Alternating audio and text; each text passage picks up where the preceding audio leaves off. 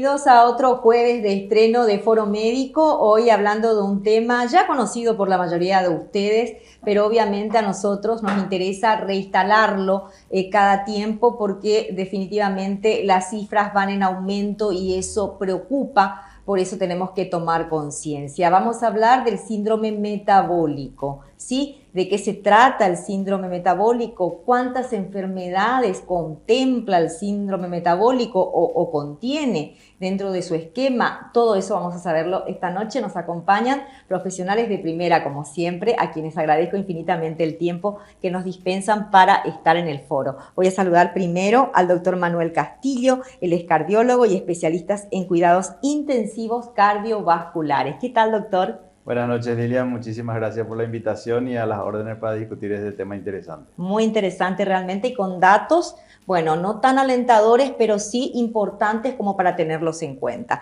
Vamos a saludar también a la doctora Elizabeth Monjes Trigo, ella es especialista en endocrinología y diabetes. ¿Qué tal, doctora? Buenas noches, ¿cómo estás, Lilian? Gracias por la invitación y estamos aquí para poder ayudar en lo que podamos. Gracias, doctora. Bueno, vamos a saludar también a la doctora Doris Brites, ella ya estuvo con nosotros, ella es médica especialista en medicina familiar y nutrición clínica y bueno, y vamos a hablar de todo lo que contempla la nutrición clínica para el abordaje de esta enfermedad y para el tratamiento en todo caso, ¿no, doctora? Así es, buenas noches, querida Lilian, y a toda la amable teleaudiencia.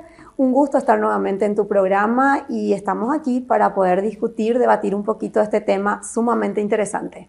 Así es, y bueno, y tenemos a los especialistas, tenemos a un especialista en cardiología para hablar de la hipertensión, que es, podríamos decir, el protagonista o no tanto así, pero me parece que ya compite con la diabetes, ¿o no? Bueno, sí, la hipertensión de hecho tiene mayor prevalencia en el país. Hay más hipertensos que diabéticos, pero el síndrome metabólico engloba estas dos enfermedades y predispone principalmente a padecer de otras que tienen mayor gravedad, así que están muy relacionadas, ¿verdad? La hipertensión, desde el punto de vista que me toca, es una enfermedad con una alta prevalencia en el país, o sea que tenemos muchos pacientes, muchas personas con hipertensión arterial en el país y cada vez eso va en aumento, lastimosamente, cada vez está no bien controlada esta enfermedad y predispone a padecer otras en un futuro. Ahora, hay una carga genética dentro de la hipertensión arterial y también están los hábitos, doctor, ¿no? Sí, correcto. El tener, digamos, genes o digamos, padres, madres o alguien en la familia, en el árbol genealógico que padece hipertensión, hace que uno tenga una predisposición. Pero eso con lo que uno va agregando de medidas puede aumentar y hacen que se manifieste al fin y al cabo la hipertensión. Ya. Doctora Monjes, la diabetes, ¿en qué momento hace su intervención? ¿Puede darse en forma conjunta con la diabetes, digo? ¿Puede darse en forma conjunta con la hipertensión o no necesariamente? Sí, desde luego, son enfermedades que pueden presentarse juntas. Justamente el tema del síndrome metabólico es algo que hay que conocer desde los diferentes puntos de vista. ¿Por qué?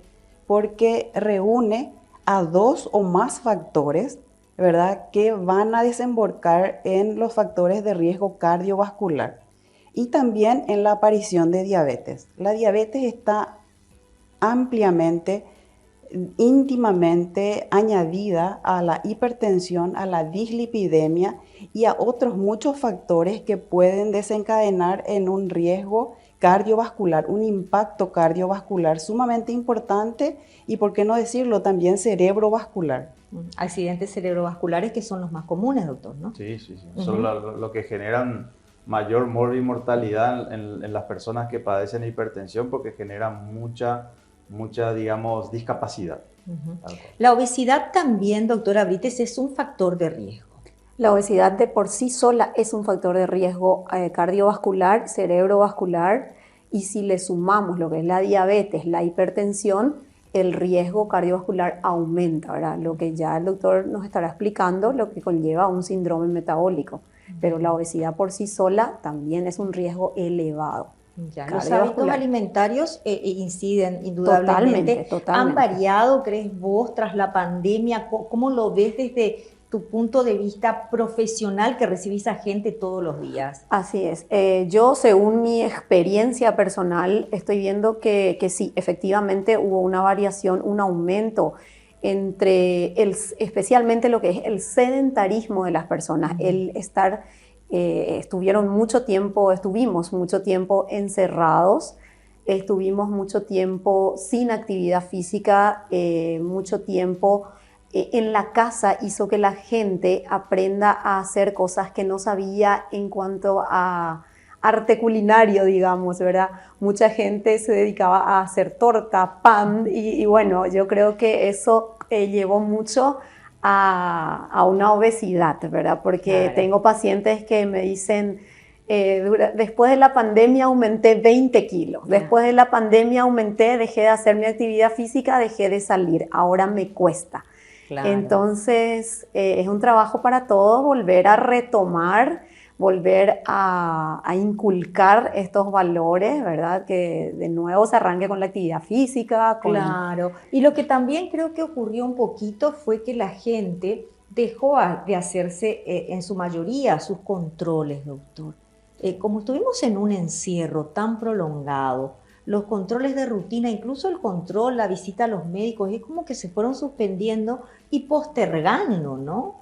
Tal cual. De hecho, nosotros vimos que durante la pandemia, al comienzo, pasaron por varias etapas de la pandemia que al comienzo nosotros mismos, los médicos, transmitíamos, no vaya a la consulta, a no ser que se sienta muy mal, hay que aislarse. Claro. Y dejamos un poco de lado todas estas patologías más que prevalentes, que son las que más padece nuestra población.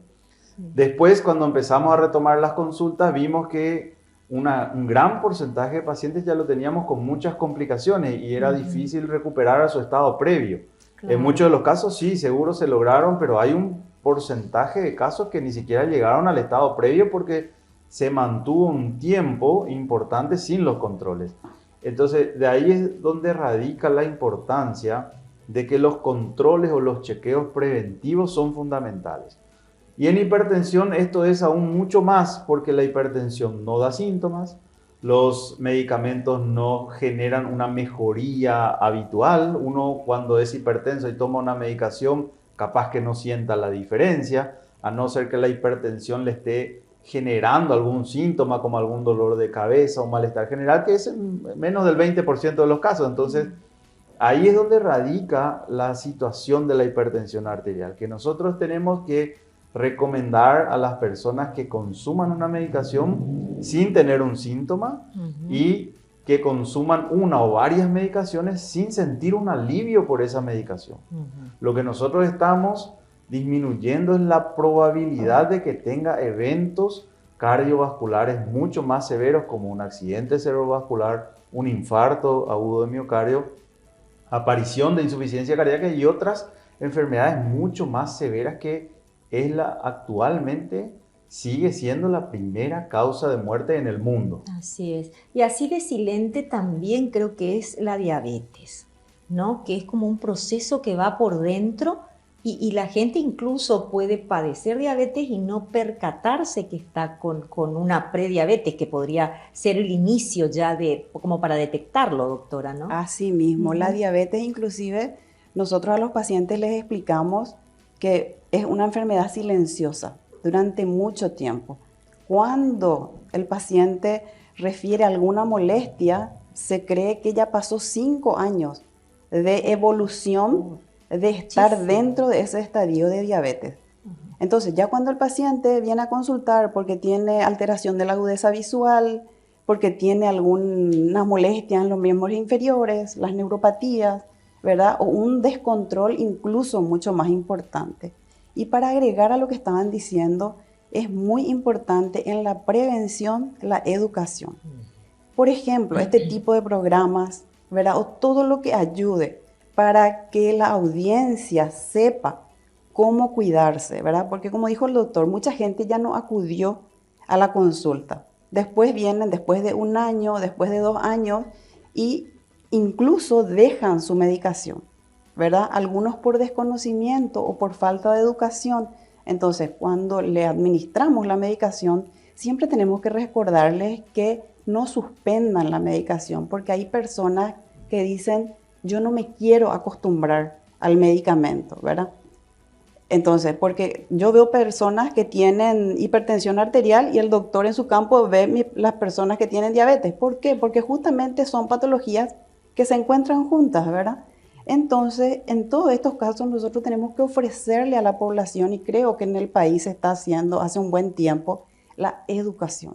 Eso es fundamental. Y el abordaje multidisciplinario también, ¿no? Porque así, por ejemplo, un hipertenso, una persona que tiene síndrome metabólico, tendría que acudir a un cardiólogo, a una endocrinóloga, a una especialista en nutrición. Multidisciplinario, es totalmente. ¿Sí? El abordaje debe ser eso. Totalmente. 100%. Ajá. Totalmente. Porque generalmente la gente no quiere acudir, sobre todo a tu especialidad, doctora, ¿sí? Es lo último. ¿Y hasta qué punto incide ese factor de riesgo en estas enfermedades, doctora? Y como el manejo debe ser multidisciplinario, es sumamente importante que el área de nutrición entre a trabajar en equipo. ¿Por qué? Porque para que funcione el tratamiento farmacológico, que los colegas van a estar recetando, que los colegas, debe ir acompañado de un plan de alimentación, debe ir acompañado de una educación alimentaria del paciente.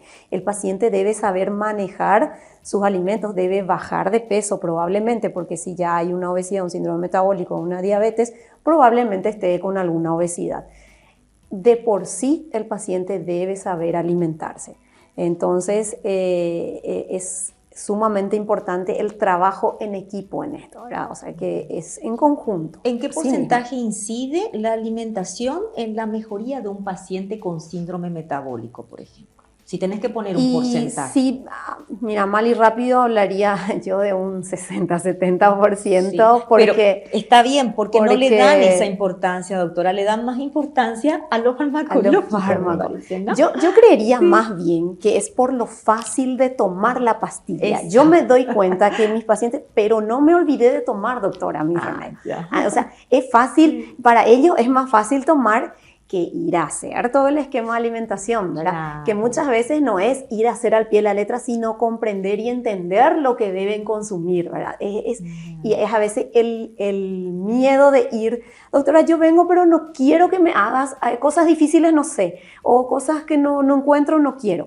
Y sin embargo, todavía no le empezaste a hablar, pero ya te pone un stop ahí. Claro, o sea, y hay gente que no le puedes tocar lo más sagrado, que es la comida también. Claro, ¿no? O sea, que te dice, a mí no me vaya a sacar, doctora, porque no puedo estar sin el pan. Espérame un poquito, vamos a empezar a hablar y ahí vemos cómo hacer el canje, ¿verdad? Voy a perder audiencia, porque a quién no le gusta el pan. Ese es todo un drama nacional, así que no vamos a tocar eso. Me permiten, vamos a hacer una brevísima pausa, agradeciendo como siempre a Bioethic Pharma Calidad e Innovación por apoyar este programa. Vamos al primer corte de la noche y enseguida volvemos con este tema, hablando hoy en este jueves de estreno de síndrome metabólico.